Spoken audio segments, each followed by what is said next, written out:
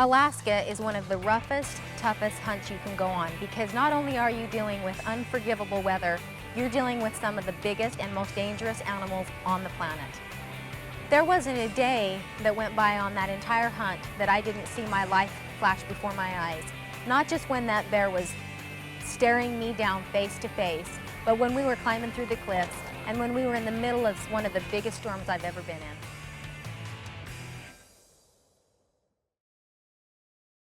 We are in Alaska. So excited. We're waiting to get our bags and rifles and get our street clothes off and put our camo on and go after a bear.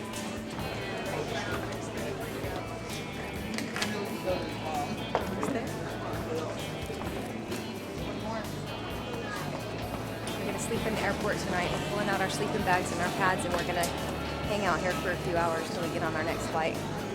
Waiting on my rifle and my bow. My bow first, then my rifle.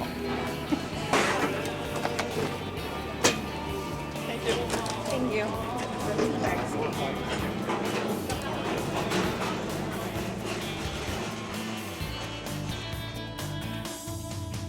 So when we actually made it on the plane, I was pretty stoked to be there. I was so excited to go brown bear hunting. There is nothing more exciting to me at all than brown bear hunting.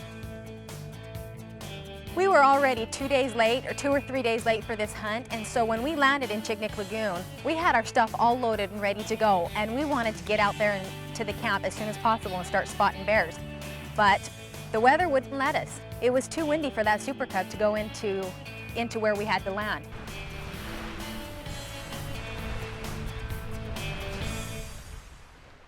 We just landed here at bear camp and we've already seen one bear in the air and another one up canyon, and there's one bedded over the hill here, and so we're pretty excited. Well, we've owned this area since 2006. As far as bear hunting, this is the best area in the world to hunt bears on the Alaskan Peninsula. And this area that we have right here is a real good area. It's a great place to hunt bears. It's beautiful weather, and most of all, we get to meet some of the neatest people on earth. So yeah, the whole thing is it's a class act here.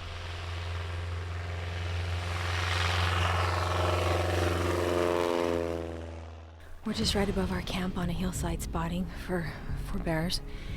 And you look out here and it looks like it's just barren and flat.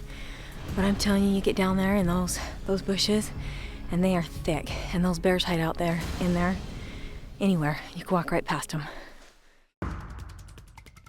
On the way in, Bill told us that there was a storm coming in, so we knew that we only had a short period of time that we could watch for bear before this storm rolled in. Early that first morning, we got up and we went to our little lookout spot, and we watched, and I just assumed we were going to see bears right off the bat, and we didn't. We didn't see any, and we watched for several hours that morning until it started raining on us. And pretty quick, this storm started rolling in, and we had to retreat to our tent. This is day 2 of our Alaskan bear hunt, and we are stuck in the tent again. We were able to get out and hunt for a few hours in the rain yesterday before it got real bad, but then the storm came in and it is just a monster outside.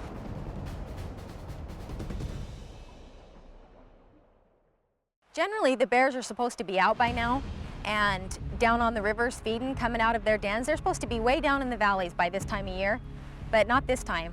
The spring had come late this year, and so every bear we spotted was clear at the top of the mountain.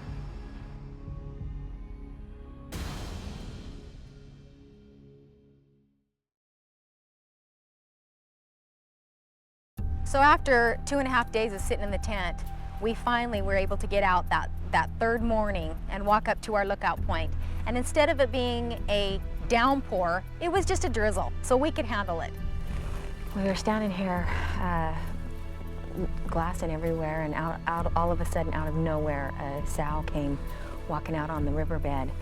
And she didn't stay there for very long. She walked straight across the riverbed and back into the alders, and just as we were making a plan to go stalk her, she came out on the other side, clear across the other side of the valley.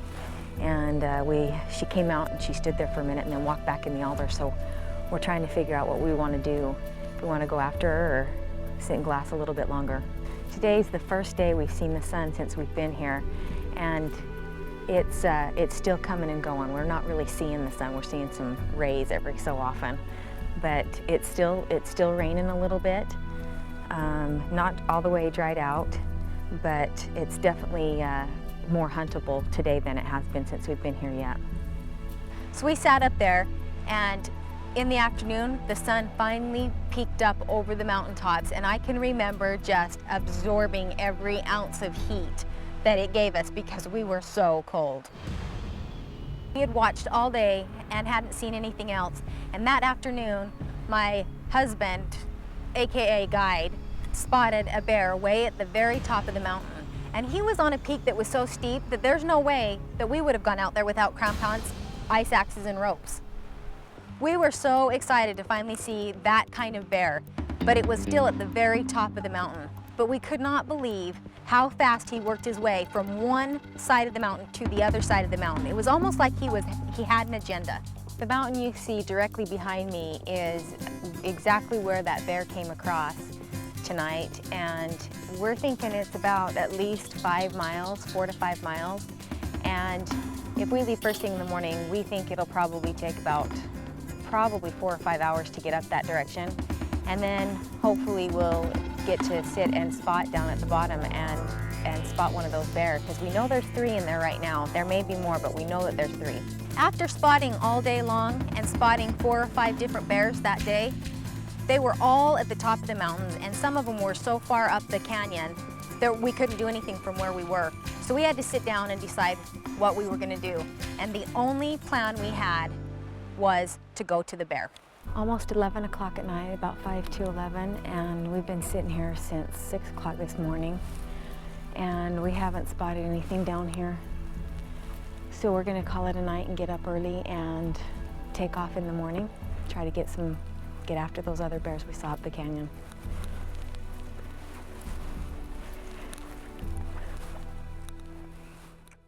Getting ready to take off. It's the morning of our last day, so we have no messing around today. We have to get us a bear, and we're gonna do whatever it takes to do that. We're gonna take off up this canyon and see what we can find, and we're gonna take one down.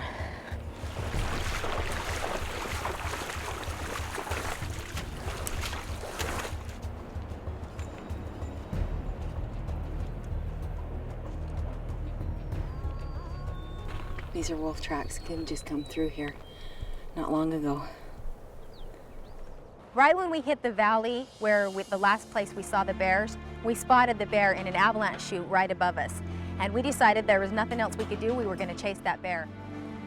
We have been coming up this canyon as fast as we can to try to catch that bear. It's just about going over the ridge up here. And when we spotted him, he was way down here at the bottom by these avalanches, and he is going unbelievably fast. There is no way we'll ever catch him. He's at least a mile or more ahead of us still. He's just about ready to top over that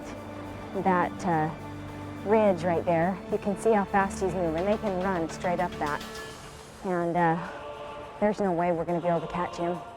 And we hooked it as fast as we could go, and there was nothing we could do. We could not catch that bear. And we watched him peek over the top and drop into the next canyon.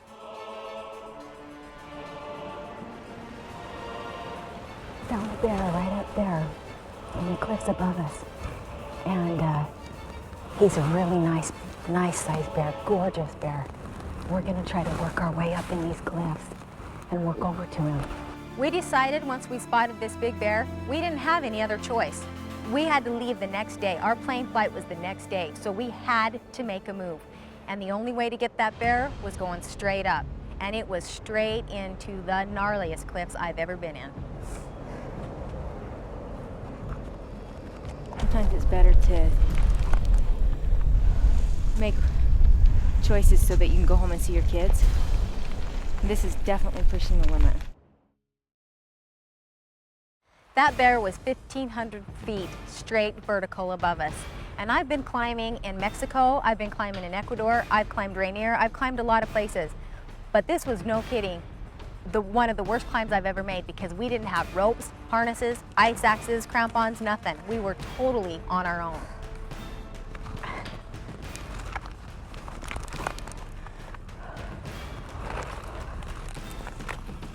We climbed up that shell, and it seemed like every single step we took, it was 2 steps back, because it would slide with every step we took. We finally made it to some more stable rocks, but they were near vertical, and we had to climb them. And we had great big packs on. We were carrying a gun, we were carrying a bow, and we had to maneuver our way through these rocks that were near vertical. We watched several avalanches during the previous day as we were spotting for bears, because the weather was starting to finally warm up, and as anything touched that snow, it would fall. We could slip and fall at any second and go clear to the bottom. It's very dangerous. And every single time we stepped foot into any of these snowfields, I just knew that snow was going to slough away and take us with it. The reality of what we were doing finally hit me on that side hill, because I realized that we could fall at any moment, we could get hit in an avalanche at any moment. Plus, I knew that big bear that we had just spotted was right at the top of this cliff, and as soon as I peeked over, he could be standing right there. And it was a big bear. He could have taken us out at any second. When we got to the top of that hill and that bear was gone, I was so disappointed. And then we had to turn around and start back down the hill. And that was the low of the hunt, because I knew we had to get on a plane the next day, and I was going to go home without a bear.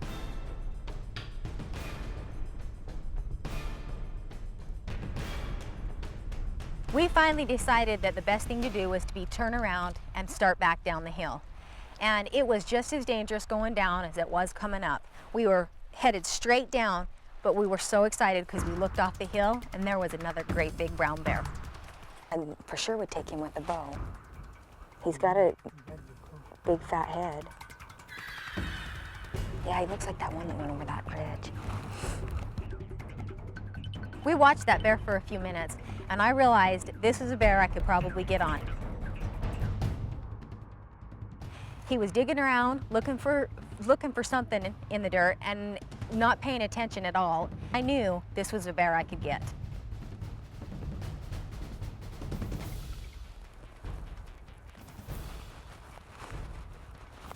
He's definitely coming up this way. God, he's really blonde, isn't he?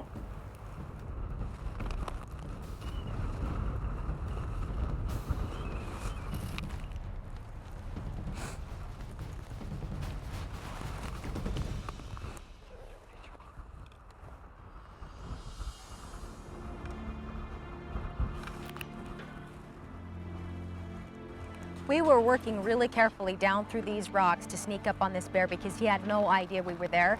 And all of a sudden, my cameraman slips and falls and takes my guide out with him. And I turned around. Before I even thought, "Are you okay?" I thought, "Are you gonna scare this bear off?" After we got the cameraman and the guide up and going and repaired, we noticed that bear had spotted us and he was onto us. So he walked just a little ways down the avalanche chute, turned around, sat down, and kept his eyes peeled on us.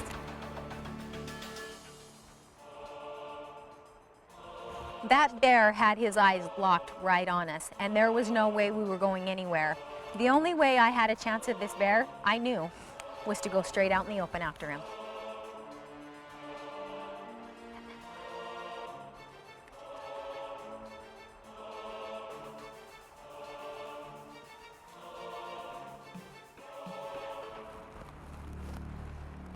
We sat there and watched that bear for a second and tried to make a plan to go towards this bear.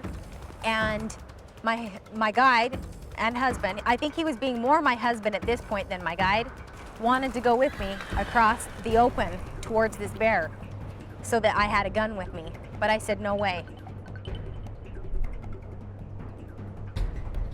As I got to about 50 yards, I was standing in 40-mile-an-hour winds, blowing uphill, That bear didn't get a whiff of me, but he still knew I was there. He had his eye on me the entire time, and it would only take one leap and he would have had me down. At 35 yards, I decided I was more than close enough to that bear, and then I decided to set up to take a shot. But then, when he didn't move, I decided, why not get a little bit closer? And I worked my way into 24 yards from that bear. And as I was there, he finally stood up, and I knew it was either now or never.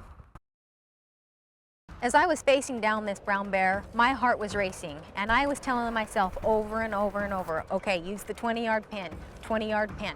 I can do this, I can do it. Look, right behind his leg, you can make this shot, you can do it. I kept telling myself this over and over and over because I knew it was a one-shot deal. My heart was pounding, and even though I knew my husband had a gun on him behind me, I knew that all the bear had to do was get up and he would have had me. I worked my way into 24 yards from that bear, and as I was there, he finally stood up, and I knew it was either now or never.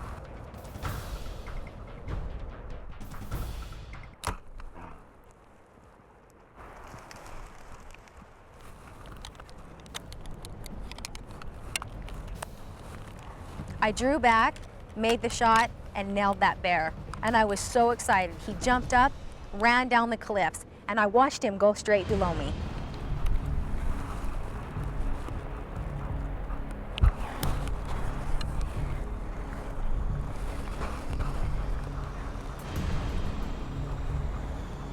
After I shot him, I followed him around the bottom of the hill. He's just right over here. I'm pretty sure he's dead. Looks like he's down. Finally down. Oh my gosh, it's been a crazy day. The sweet thing is he made it clear down. Oh my gosh, look how far he came. I was so excited when we finally saw that bear down. I couldn't believe how emotionally exhausted I was. What a day it's been. Look how gorgeous his fur is.